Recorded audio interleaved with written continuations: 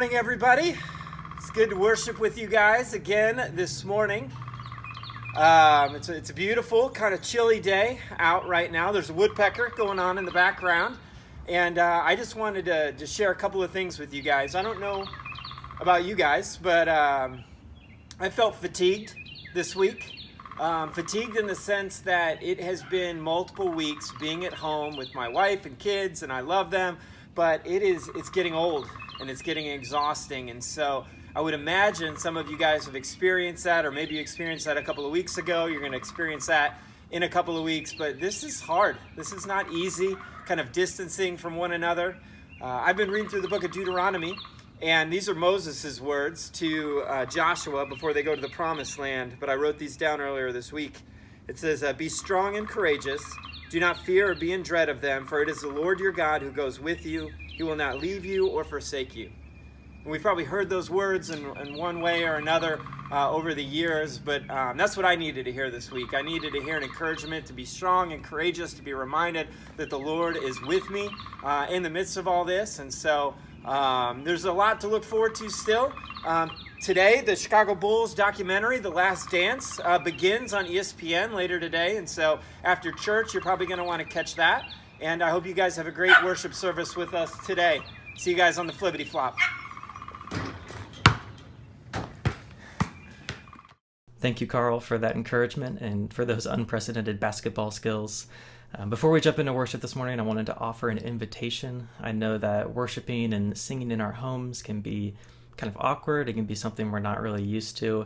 And so whether you're a person who hums along and sings the words in your head, or whether you're like Kelly Kring and you're singing at the top of your lungs in your living room, I just wanted to invite you to worship in the way that feels most comfortable to you, in the way that you can best engage with God during this time.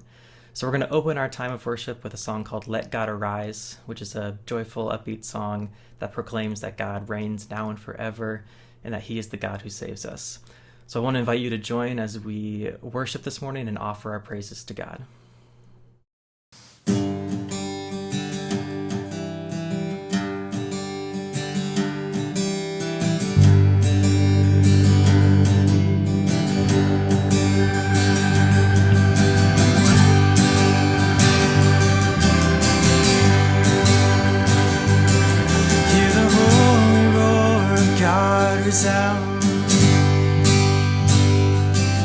Watch the waters part before us now.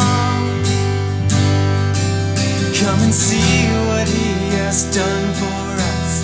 Tell the world of His great love. Our God is the God who saves. Our God is the God who saves. Let God arise. Let God arise. Our God reigns now and forever. He reigns now and forever.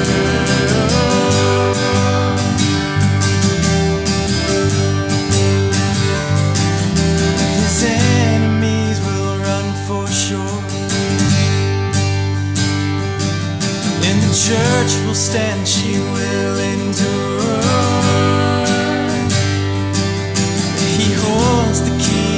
Life, our Lord, death has no sting, no final word. Our God is the God who saves. Our God is the God who saves. Let God arise. Let God arise. Our God reigns now and forever. He reigns now. God arise, let God arise. Our God reigns now and forever. He reigns now and forever.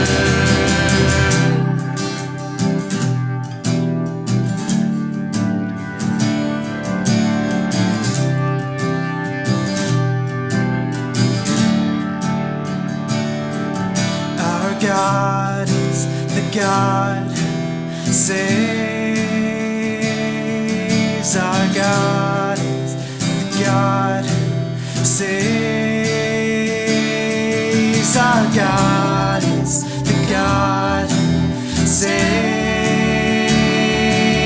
our God is the God who saves. Let God arise, let God arise. Our God reigns now and forever, He reigns now and forever. God arise, let God arise. Our God reigns now and forever, He reigns now and forever.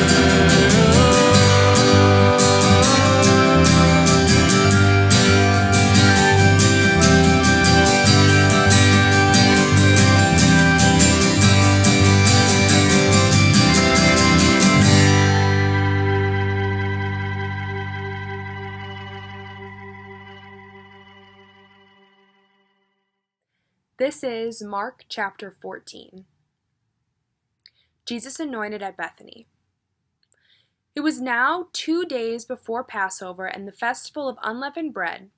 The leading priests and teachers of religious law were still looking for an opportunity to capture Jesus secretly and kill him. But not during the Passover celebration, they agreed, or the people may riot. Meanwhile, Jesus was in Bethany at the home of Simon, a man who had previously had leprosy. While he was eating, a woman came in with a beautiful alabaster jar of expensive perfume made from essence of nard. She broke open the jar and poured the perfume over his head. Some of those at the table were indignant.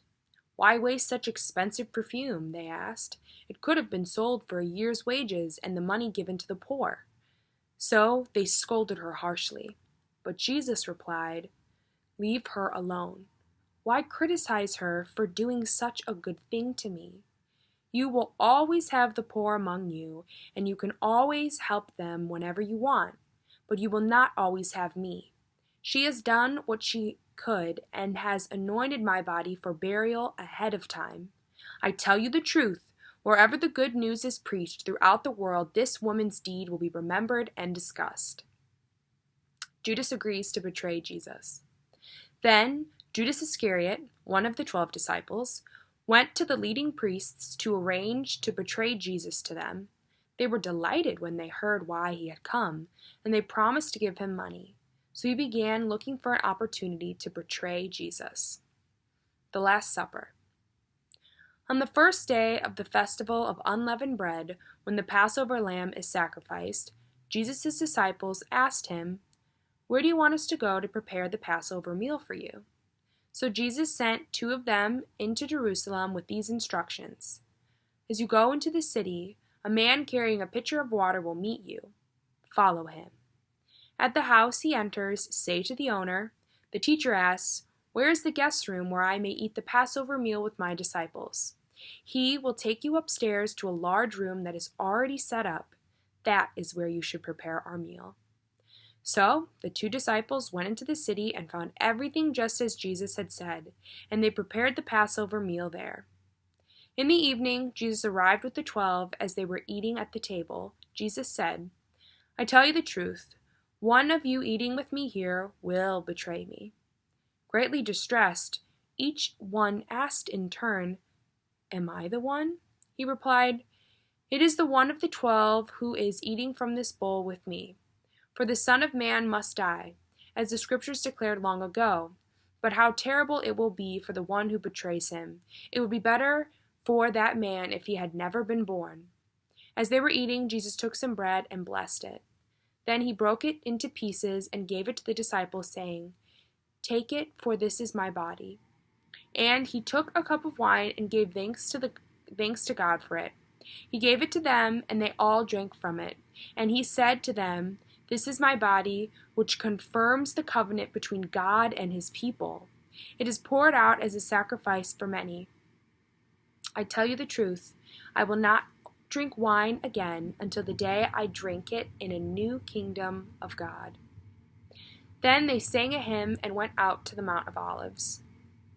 Jesus predicts Peter's denial. On the way, Jesus told them, "All of you will desert me, for the Scriptures say, 'God will strike the shepherd, and the sheep will be scattered.' But after I am raised from the dead, I will go ahead of you to Galilee and meet you there." Peter said to him, "Even if everyone else deserts you, I never will." Jesus replied, "I tell you the truth, Peter. This very night, before the rooster crows twice, you will deny 3 times that you even know me." "No," Peter declared emphatically. "Even if I have to die with you, I will never deny you." And all the others vowed the same. Jesus prays in Gethsemane. They went to the olive grove called Gethsemane, and Jesus said, "Sit here while I go and pray." He took Peter, James, and John with him, and he became deeply troubled and distressed. He told them, "My soul is crushed with grief to the point of death. Stay here and keep watch with me." He went a little further and fell to the ground. He prayed that, if it were possible, the awful hour awaiting him might pass by. "Abba, Father," he cried out, "everything is possible for you. Please take this cup of suffering away from me, yet I want your will to be done, not mine." Then he returned and found the disciples asleep. He said to Peter, "Simon, are you asleep? Couldn't you watch with me even 1 hour? Keep watch and pray so that you will not give in to temptation, for the spirit is willing but the body is weak." Then Jesus left them again and prayed the same prayer as before. When he returned to them, he found them sleeping, for they couldn't keep their eyes open. They didn't know what to say. When he returned to them the 3rd time, he said, "Go ahead and sleep, have your rest. But no, the time has come. The Son of Man is betrayed into the hands of sinners. Up, let's be going. Look, my betrayer is here." Jesus is betrayed and arrested.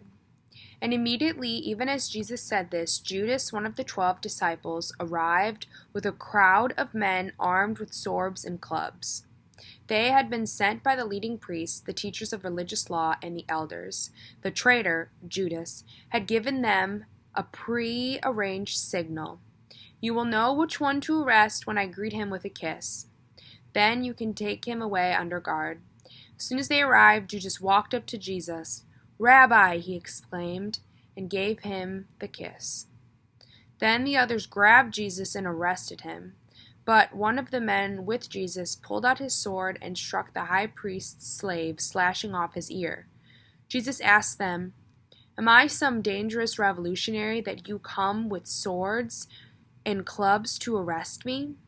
Why didn't you arrest me in the temple? I was there among you teaching every day, but these things are happening to fulfill what the scriptures say about me."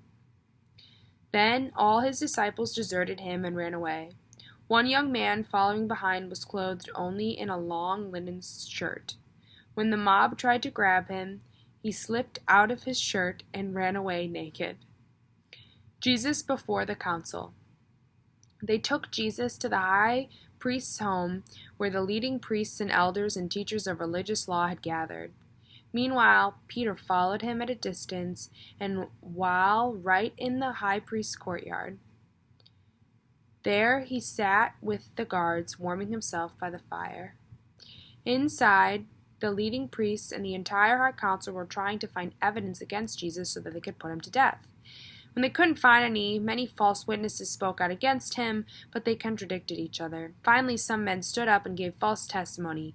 "We heard him say, 'I will destroy this temple made with human hands in 3 days and build up another made without human hands.'" But even then, they didn't get their story straight.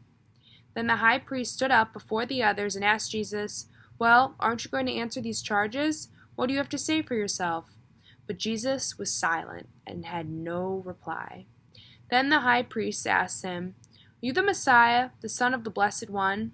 Jesus said, "I am.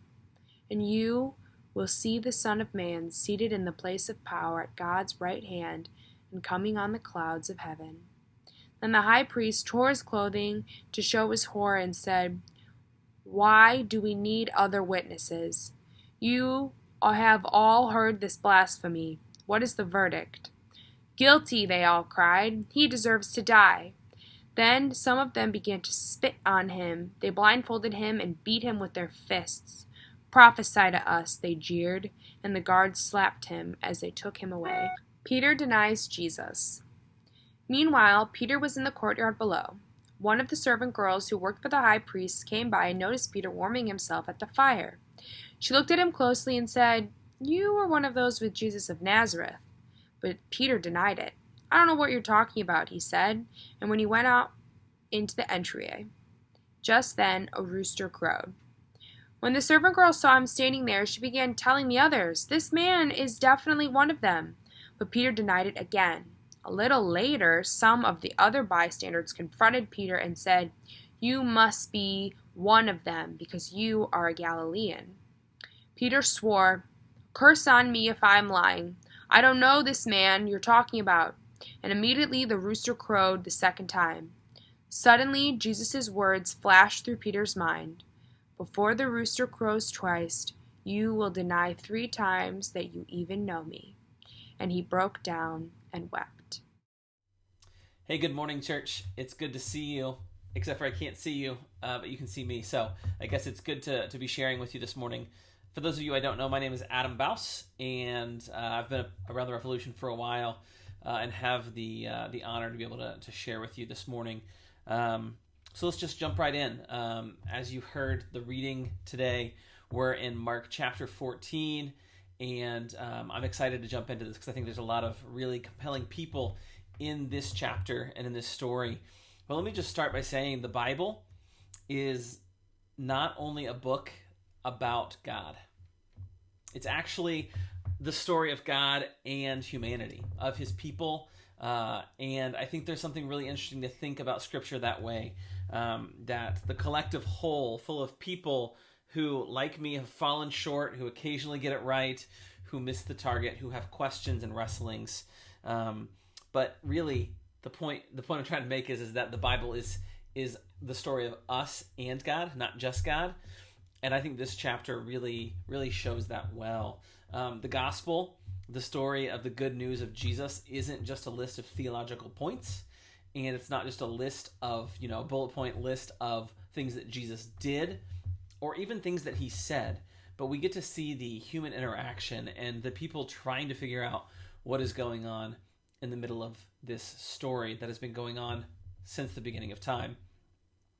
So we can read a chapter like this in Mark chapter 14, and we can see a wide range of responses and sort of emotional experiences for the people in this story. We today are a week past celebrating Easter, which, I think it was unique, it was strange, it was hard, it was sad, it was hope-giving to celebrate Easter in such a unique way this year, all of us in our individual homes and not being able to gather. And maybe you had a little bit of a letdown this week. Maybe things sort of felt like, well, Easter's over. What now? Yeah, I had that too. And so I don't have any way to sort of make you feel better about that. I just want you to hear that other people are having that experience as well. So my hope as we jump into this is that, keeping in context this idea that the Bible is a story not just about God, not just about Jesus, but about us, about all of humanity, we can allow this chapter to be a mirror for us. So as we hold it up and we look at it, we may not be able to recognize ourselves in every single action or experience that someone has, but I think we can see ourselves in little pieces of the story. So as we think back, even just to the first half of chapter 14, do you recognize yourself in any of these responses or these actions or these emotions? It starts out with this story of this woman coming and pouring this incredibly expensive ointment or perfume on Jesus's feet. She's experiencing gratitude and adoration. She's doing this thing that Jesus describes as being beautiful. Have you ever felt grateful? In the last month, have there been times when you felt adoring towards a family member or towards other people who you see doing good? I hope that you have seen that. But we go on further into the chapter and we see maybe the other end of the spectrum, the religious leaders. They're self-righteous, they are loathing, they are frustrated, and they are threatened. Jesus threatens them, and so they begin plotting and scheming, not just how to imprison him, how to limit him, but how to murder him, how to assassinate this person they see as a threat to their power and their position. We see the disciples in this story. They're responding to this first story of this woman doing this beautiful act, and they're confused, they're judgmental, they're looking down on her, saying, "Why would you do that? That was a waste of money. Think of all the good things we could have done with that." It's interesting because they're in the house of Simon the leper, and if for Simon to be a leper and to have a house in town, he would have had to have been cured or no longer have that disease. So here's someone who should be able to recognize a moment of gratitude, someone who is familiar with mercy and inclusion.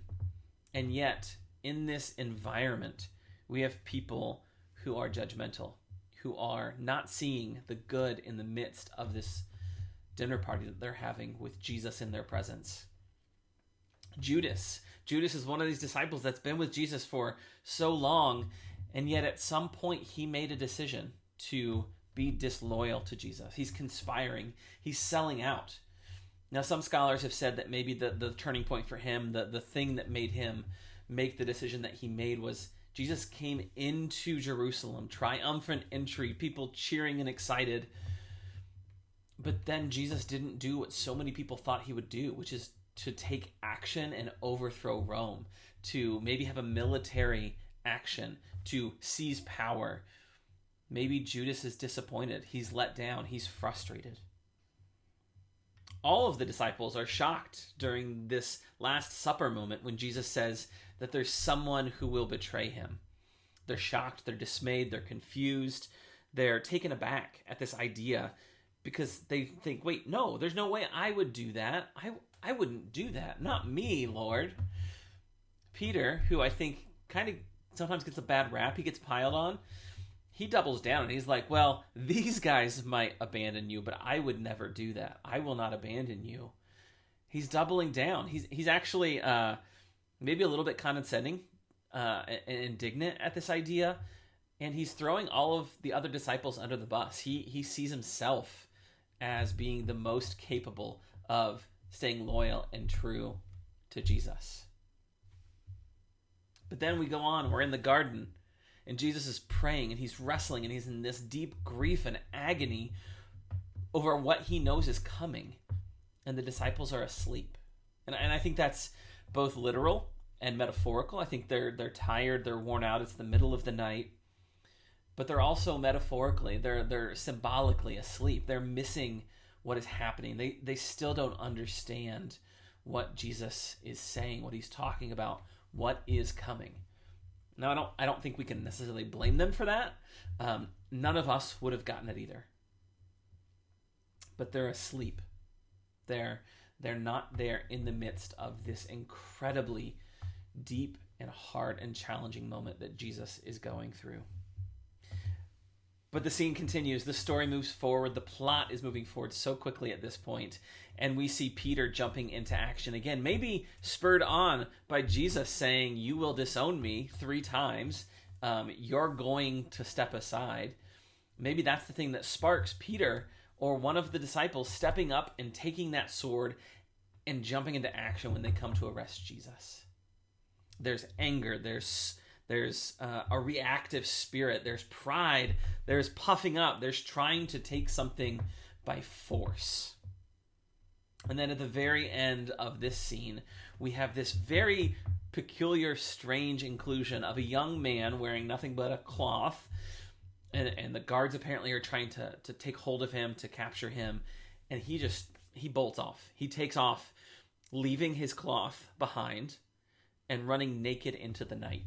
Now, it's a funny little tidbit, so maybe there's a little bit of humor in there. Some scholars say that this is Mark himself. And we don't know for sure, but some scholars seem to think that that's Mark putting himself into the story and experiencing shame, experiencing panic, and being afraid for what is happening. Their leader, this man, this prophet, this rabbi that they've been following in Jesus, has been captured. So who are you in this story?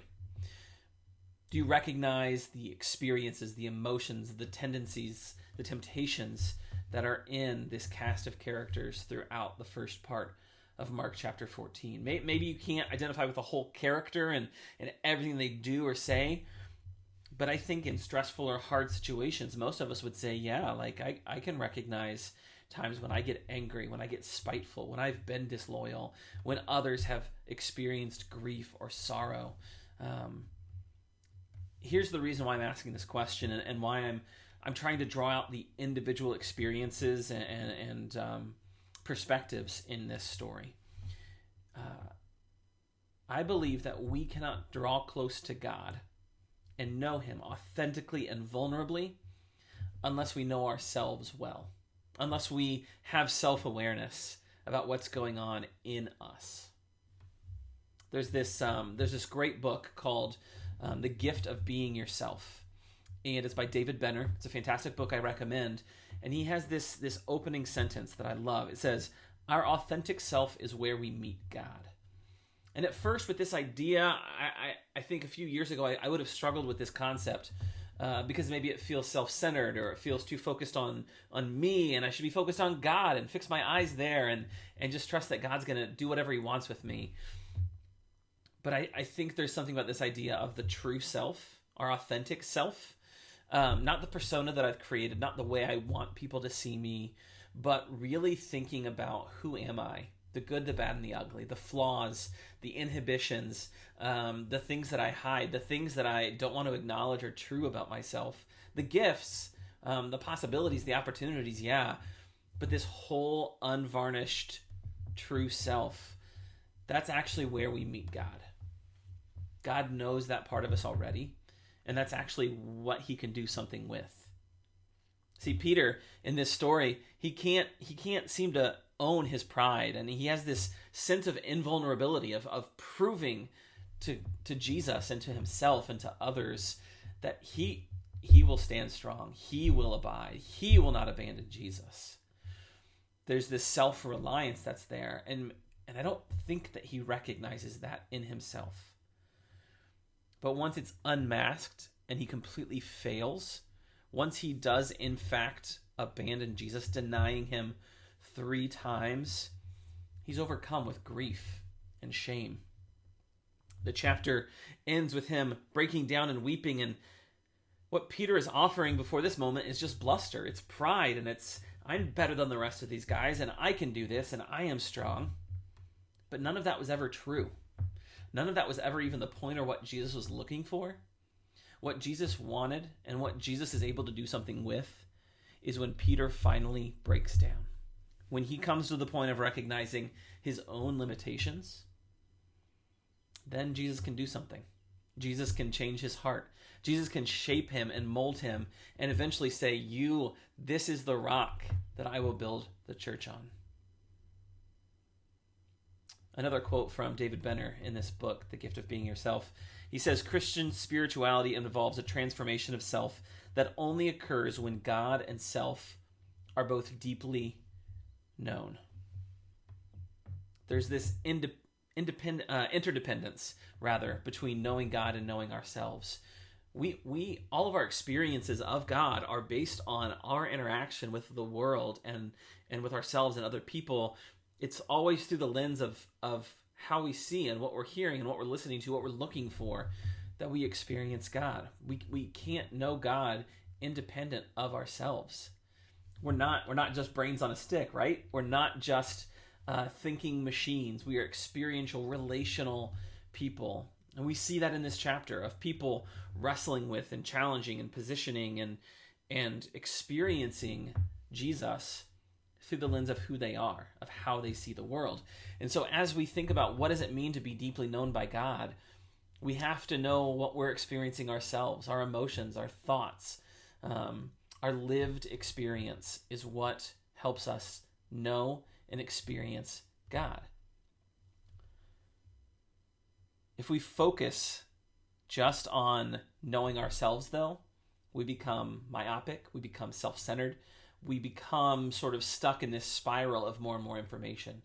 And as much as I love tools like the Enneagram and Myers-Briggs and DISC and all these tools, they're good, they're helpful. But if we just stop there and we don't bring it to God and we say, God, here's what I have noticed about myself, or we come to God and say, God, search me and know my heart, then I don't know that there's much we can do. We just sort of self-loathe, self-pity, self-pride. But when we come to God with that knowledge, with that information, with that insight, with that experience, with that awareness, then we can learn something. Then we can put ourselves in a position where God can actually transform us. And ultimately, I think that is what he wants. Let me read one more quote from David Benner. He says, paradoxically, we come to know God best not by looking at God exclusively, but by looking at God and then looking at ourselves. And then looking at God and then again looking at ourselves. This is why we always best come to know ourselves. Both God and self are most fully known in relationship to other. So we're not trying to just peel back the layers and have this deep, infinite knowledge of ourselves. There's limitations to what we can even know about ourselves. The goal is increased awareness of what God is doing in us, what God wants to put a light on, what he wants to flourish, what he wants to prune and cut away. But if we don't know when we are angry, if we're not paying attention to when we get sad, if we don't know when we're feeling anxious, then we don't know in what way we need to approach God. We always come to him with humility, right? But if I am unaware of the way I react to my kids, or if I deny when there's conflict or selfishness going on between me and my wife, Stacy, I can't do anything with that. If I deny it, if I'm unaware of it, my blind spots, I have to have an awareness of what's going on in me. And right now in this phase of life, right, we've all been sort of staying at home, sheltering in place for a month now. Have you noticed anything going on inside of yourself that feels unfamiliar, or that feels like, wait, that's not the real me. That's not who I am. I wouldn't normally do this. It's just the circumstances. Crisis reveals character, and crisis reveals values. And so if there are things to you that are frustrating right now, or things that are making you feel ways that you haven't felt in a long time, or maybe you found a new rhythm, you found a new hopefulness or a freedom to simplify your life, pay attention to all of those things and then bring it before God and say, God, what would you have me see? What would you have me learn in this time? As hard as this has been, and as little as we know about how long this is going to go on, this is an opportunity for some self-reflection, for getting to know ourselves better with the end goal of being more connected to God. The more we know about ourselves and the more we're aware of how we interact with other people, and maybe right now that's just the people you live with. It's just your family, or you're back home with your parents. These are all mirrors, just like this chapter 14 is. It's a mirror that we can hold up and say, oh, I see something there that I didn't know about myself. And maybe God wants to do something with that. Now, I know there can also be pushback where we say, oh, this feels all like very modern, of self-care and treat yourself and like all this kind of stuff. And maybe this is just, it's too indulgent, too self-reverential. This is not a new train of thought. I didn't make this up. Going back hundreds or maybe even thousands of years, we've got people like Thomas à Kempis, who said, a humble self-knowledge is a surer way to God than a search after deep learning. And Augustine, a much revered saint, said, grant, Lord, that I may know myself, that I may know thee. They're hinting again at this idea that the surest way to connect and engage and understand God's mercy and God's grace and God's love is within ourselves. Not that we contain the knowledge of God, not that we contain all that God is, but it's in what's going on in us, in our minds, in our hearts, in our bodies. That's where God engages with us. That's where God interacts with us. That's where we can come to know the goodness and the faithfulness of God even better than we do today. There's one other book that I love that relates to this topic. It's called Emotionally Healthy Spirituality. There's several books that have in this series with slightly different titles, but this author that really talks about, he's a former pastor, Pete Scazzero. He says this. He says, it wasn't until I understood that the beneath the surface components of my life had not been transformed by Jesus. It's then that I discovered the inseparable link between emotional health and spiritual maturity. that it is not possible to be spiritually mature while remaining emotionally immature. And so earlier today, I yelled at one of my kids for yelling at one of his brothers. And I said, "You've got to stop yelling at him." And I yelled at him. I have the awareness now that I was really frustrated. And so I had to ask him for forgiveness. And I can ask God to help me control that frustration when my kids are just like driving me crazy. I have to have awareness of how I react and how I respond to my environment, to other people, to circumstances. Because then not only can I do something about that, I can bring it to God and I ask for the Spirit to help me in that. So at the end of the day, I think it's about being present. It's about being mindful. It's about being intentional. There's tons of articles and podcasts and all kinds of stuff floating out there right now, giving us information and trying to help us hack this time and be super productive. And I don't know how you feel about that stuff, but right now I don't need any more information. I just don't. There's just so much information out there. What I need is to be more present. I need to be aware of what's going on in me right now. Whether it's anxiety, it's fear, it's frustration, it's boredom, it's loneliness. When I'm present to those things, I'm aware of what's going on inside of me, I am better positioned to seek after God. I'm better positioned to seek out other people and have them help me meet the needs that I have in this time. Self-awareness is essential for not only people who are trying to help other people, but for any sort of sense of Christian development and Christian growth. Let me leave you with one last quote, and this is from Father Richard Rohr, someone I've been reading a lot of recently. He reminds us that God's goal is always union, which is very different from private perfection. And that's really what I want you to hear right now more than anything. Is that God wants to connect with us. He wants to engage with us. He wants to be united with us. That's why he calls us. Jesus says, "Abide in me." He gives us these symbols in chapter 14 of the body and the blood. These very tangible examples of ways that he's trying to give us ways to connect with him. And so I don't think the goal is to always have the right response, the right reaction. It's to always have this perfect, tuned in awareness of what we're feeling or what we're thinking. I think we can grow in those areas. We can do better. But at the end of the day, God just wants to know us. He just wants to connect with us. He wants to hear what we're hearing. He wants to know what we're seeing.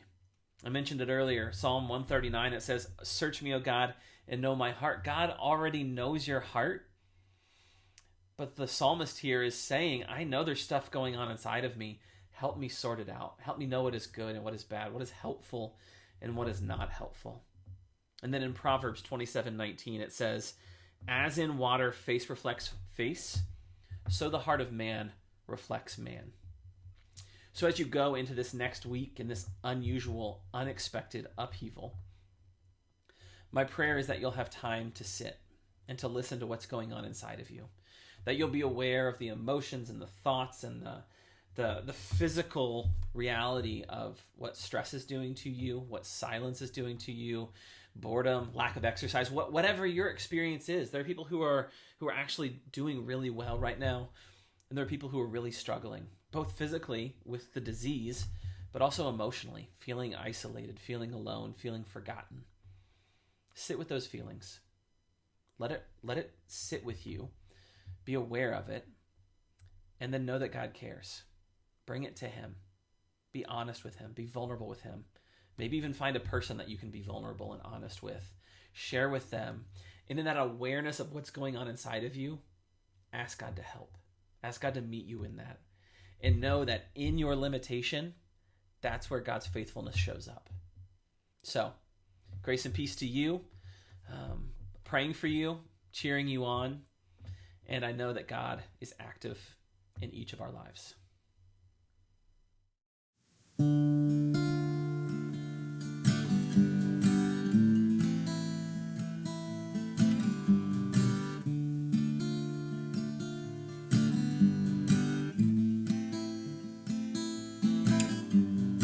What a wondrous love is this, oh my soul, oh my soul. What a wondrous love is this, oh my soul. What a wondrous love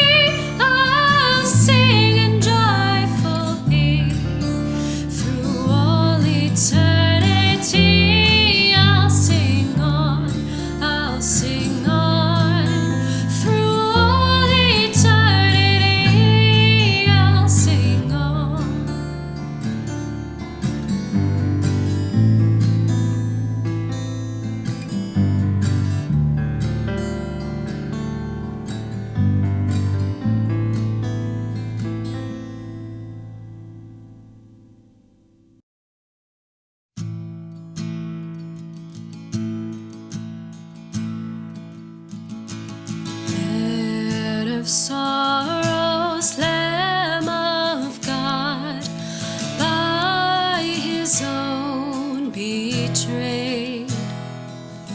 The sin of man and wrath of God has been on Jesus laid.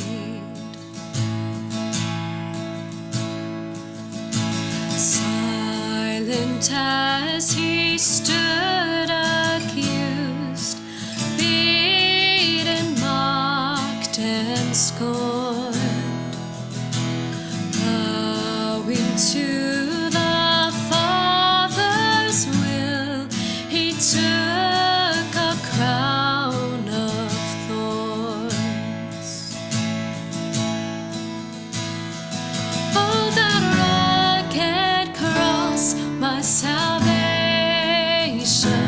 where your love poured out over me. Now my soul cries out, hallelujah, praise and honor unto thee.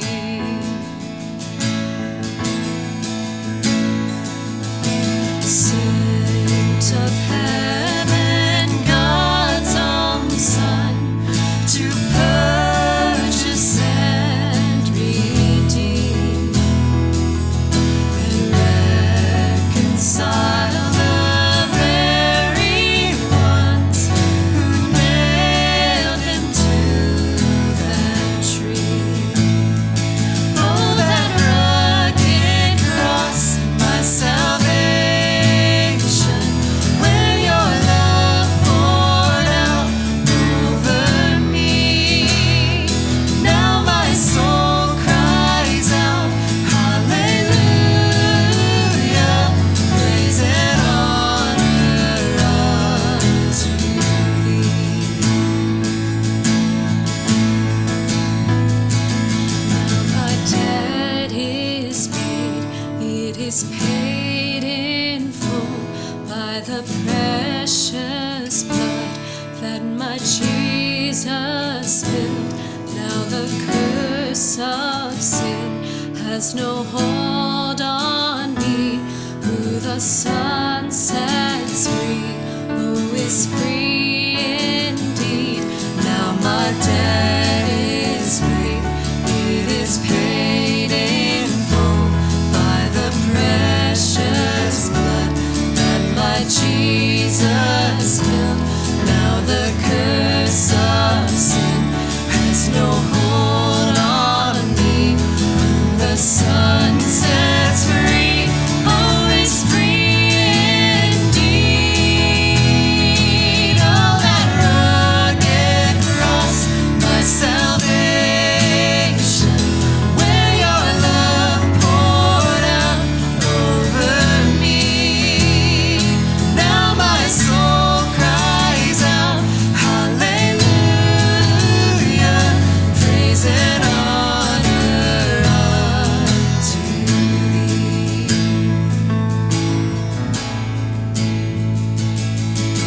See, the stone is rolled away. Behold the empty tomb. Hallelujah, God be praised. He's risen from the grave. Oh, that rugged cross, my salvation, where your love poured out over me. Now my soul cries out, hallelujah, praise and honor unto thee. Praise and honor unto thee. Praise and honor unto thee.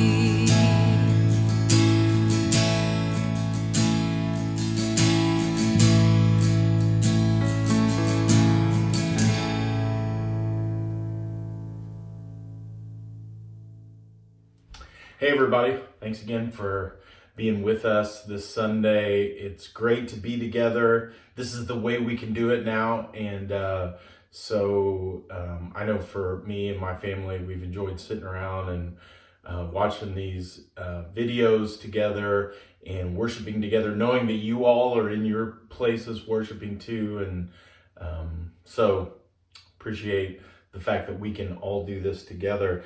I want to read something that a good friend of mine, JR, who some of you might know, posted this week. And I thought it were just good things for us to remember. And these were 5 things he said that we need during this time. And the first one is having a non-anxious presence to what is most real. And of course, we're all probably battling anxiety and struggling with that in different ways.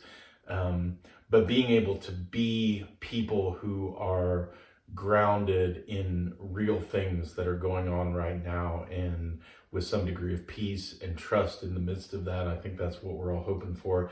Another thing he said is honesty and truth. And part of, I think, what is happening for all of us is needing to be honest, not just about the way we're feeling, but about the things that are going on, and being willing to name things and not trying to pretend as if everything's okay when clearly most of us do not feel that it is. Third, he says that we need to have a concrete hope. And of course, our hope we know is in Jesus, but we have to do things to stir ourselves up, to remind ourselves that God really is with us, and he's doing good things in our lives and our hearts during this time. And our hope is not just in our situation changing, but our hope is in God and his love and his presence and the peace that he gives us during this time. The fourth thing he says is to remember the interconnectedness of humanity. And hopefully you've been watching different things that remind us of the good that's happening out there and how interconnected we all are with people that are struggling. I was on a call earlier this week with a group that works with refugees in Mexico and in Latin America, and they're having the same fears and struggles that we're all having as we kind of try to imagine living life in the context of this pandemic.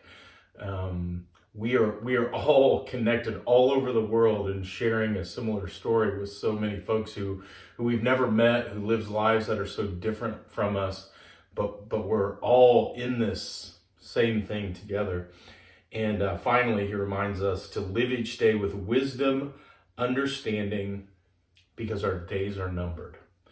And I know for me, maybe for you as well, I've thought a lot about life and about my life and also my mortality, and being reminded by God that our times are really in his hands. They always have been, but during these times, maybe we're a little bit more in tune with that. So those things were encouraging to me. I think there's a desire on my heart that we would all be focusing in, not just on our physical health and on keeping our minds active and having things to do, but also on our spiritual health and our mental health. Hopefully you're not looking at the news all the time. I know for me, I look at it. If I look at it, I look at it about once a day and kind of put that in its place. The news, social media, a lot of those things are places in areas of things that I have no control over. And so I think during this time, it's good for us to be drawing near to the Lord and close to him and limiting some of those other influences in our lives. Not that we're completely disconnected from what's going on, but we're allowing the good things, the true things, the things that give hope. We're allowing those things to really fill us. So just want to encourage you with that. Those were some good thoughts that I had read earlier this week, and then I reposted it on my Facebook page. And I think they're good reminders for us as we're going into this, continuing to go into this season. We don't know how long this is going to last. But I think it's important for us as we are trying to love God and love our neighbors. It's also important for us to love ourselves and take care of ourselves during this time. So hope you found that encouraging, and appreciate Adam's words here this morning and the time of worship that we've had together. So thanks for being here. Love you guys. Talk to you next week. You are love and love alone. You are love and love alone. You are love and love alone. You are.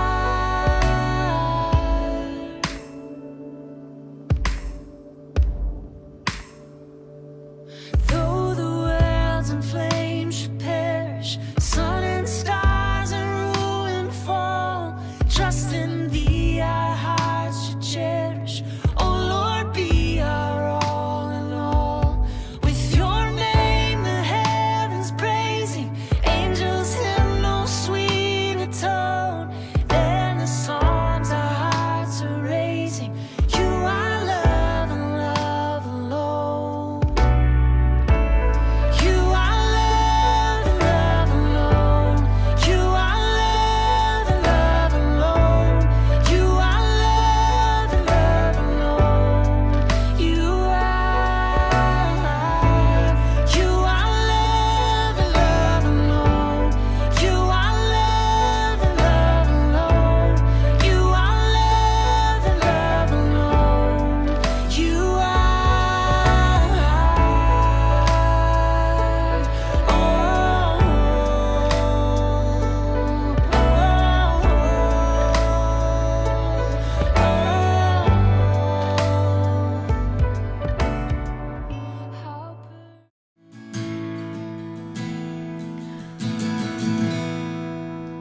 Oh, see the stone.